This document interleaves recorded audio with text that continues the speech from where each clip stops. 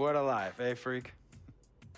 1 minute you're playing 21 and horse on the courts in Harlem, and the next moment you're in the showroom, configuring the gunmetal and graphite exterior of your luxury car and your iPad mini. Oh, I bet you get a crazy crowd when you drive that car around the block in the old neighborhood, huh? Yeah, I'm living the dream. Bad pandemonium. But folks from back around the way are real proud of me. Yeah, I hear you. Local kid makes good. You know, it kind of reminds me of when I took my tech stock public and I rang the New York Stock Exchange bell and my mom's friends called her up and said, "Maggie, is that your son on Bloomberg News this morning ringing the bell?" And my mom says, "Yes, sirree, Bob, it was him." That was a great moment, freak. And you know, our lives are like a pearl necklace of great moments, all strung together with the finest silk thread of memories. And we have to be very careful how we cultivate those pearls and we thread that necklace. Does this meeting by any chance have to do with Vic Van Leer? I grew up in the burbs, freak. I wasn't poor, upper middle class, comfortable. My daddy worked as an accountant for one of the largest insurance firms in the country. Smart with his money. Mom didn't have to work. I went to boarding school. And my dad died of a heart attack when I was a freshman at MIT.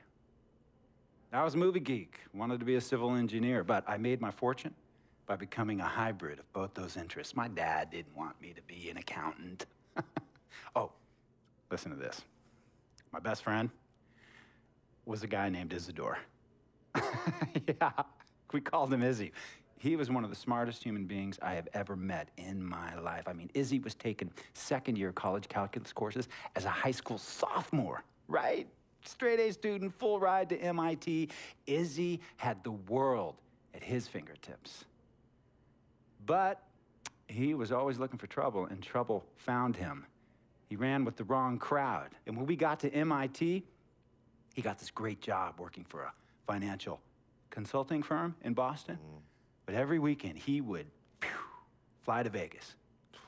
You see, Izzy had a system for counting cards in Vegas that had the big casinos on the Strip.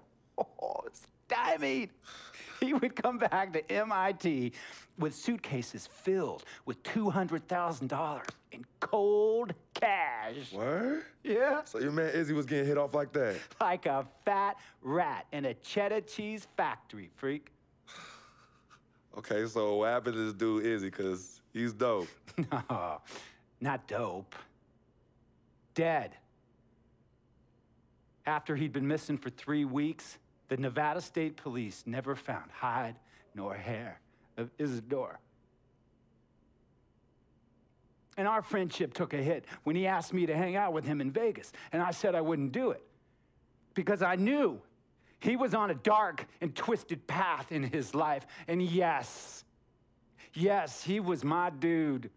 But no way was I gonna throw my life away trying to show my loyalty to a guy who really and truly